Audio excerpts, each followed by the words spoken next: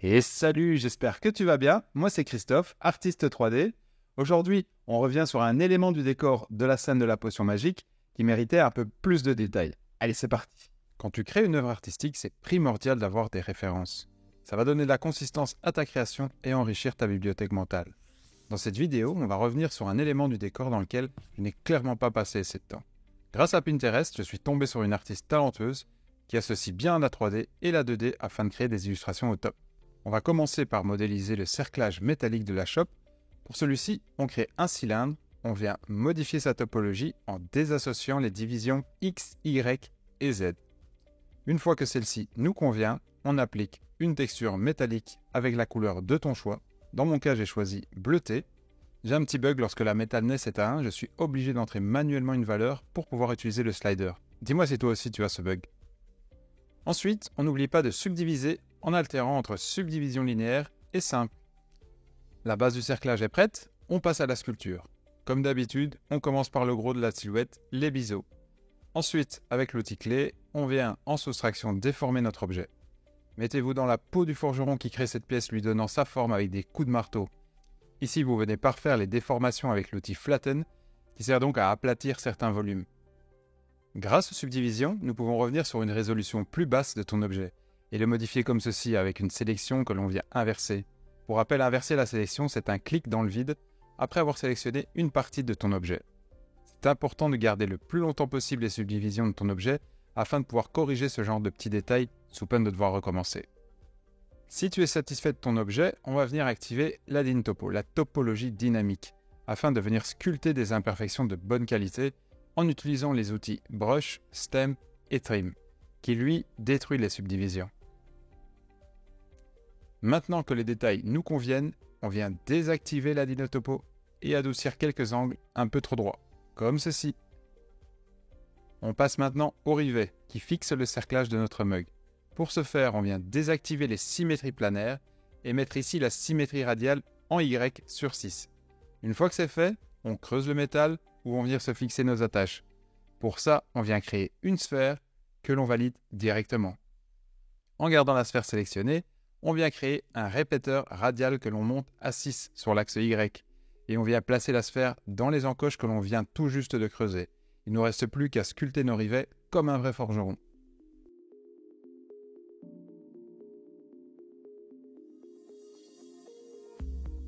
Maintenant, si ton cerclage du bas te convient, tu le dupliques, tu effectues une rotation, le but étant de ne pas voir les mêmes faces en même temps. Et tu joins ensemble les deux objets. Le travail du forgeron terminé, on va changer de casquette. On devient menuisier. On crée un cylindre avec un trou au milieu, des dimensions différentes en haut et en bas. Nous n'avons pas besoin de beaucoup de résolution. Comme pour le métal, nous allons modifier la silhouette de notre mug en le bombant. Pour ce faire, on sélectionne le centre, on floute la sélection, on l'inverse, on scale de manière uniforme et on ajuste l'objet pour qu'il corresponde au cerclage. Choisis une couleur de bois, active la symétrie radiale et commence à marquer les différentes séparations dans le bois. Dans mon cas, j'ai utilisé une sélection, mais tu peux le faire autrement, avec l'outil Crease par exemple.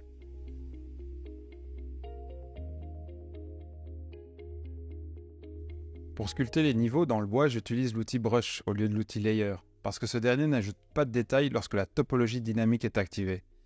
Mais il faudra bien ajuster le pinceau pour qu'il donne le même effet que ce dernier.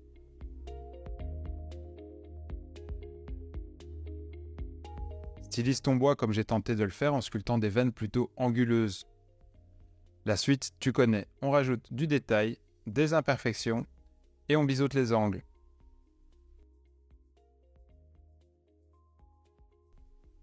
La partie principale du mug est faite, on passe à la anse. Pour ça, l'outil tube me semble tout indiqué. Tu peux être original dans la forme de celle-ci, mais aussi dans son profil. N'hésite pas à m'envoyer tes créations.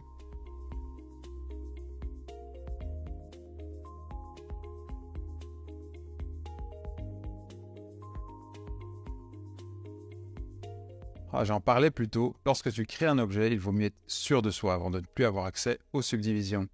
Ici, en sculptant la anse, je me suis aperçu bien trop tard qu'elle était trop fine et ne correspondait pas à ce que je voulais. Comment faire pour résoudre ce genre de soucis sans devoir tout recommencer? Peut-être que l'astuce dont je parlais dans ma dernière vidéo pourra m'aider.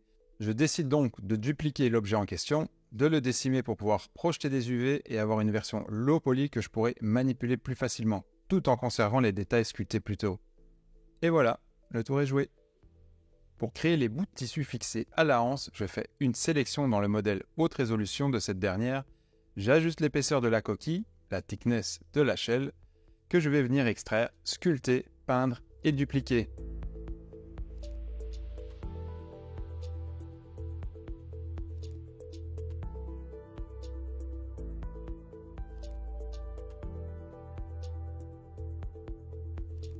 Je commence à sentir que ça lag, donc je vais un peu décimer les parties trop lourdes en résolution, mais sans exagérer, en gardant un maximum de détails. On va utiliser l'outil Triplanar afin de créer la petite tête de mort qui se trouve au centre du mug en guise de décoration. Dessinez en masquant la face de la tête de mort et venez ensuite ajuster votre objet pour qu'il s'adapte au mug.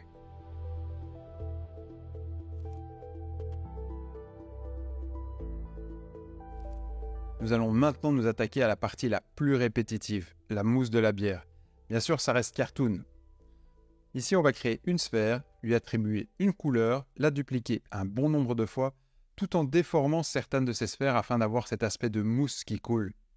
Une fois satisfait, sélectionnez toutes vos sphères, joignez-les et faites un voxel remesh avec suffisamment de résolution.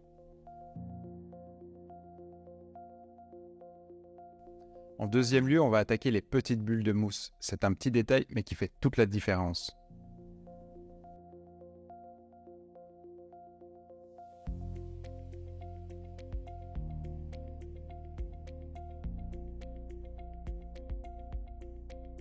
Même principe que pour les précédentes, une fois le voxel remesh effectué, on va venir en creuser certaines. Elles vont nous servir de réceptacle pour les bulles transparentes.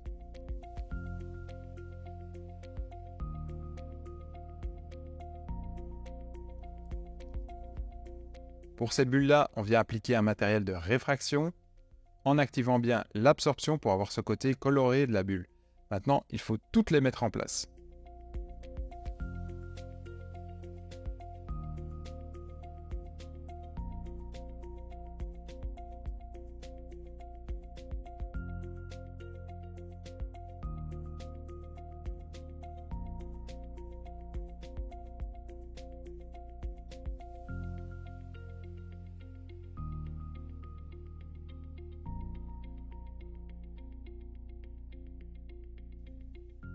On termine simplement avec un plan que nous allons déformer pour faire un joli petit rendu de notre objet.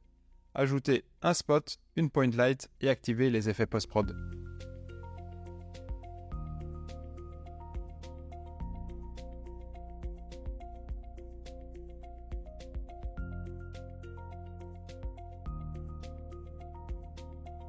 Ton objet terminé, amuse-toi à faire les plus beaux rendus et envoie-les-moi en me taguant @kinematics.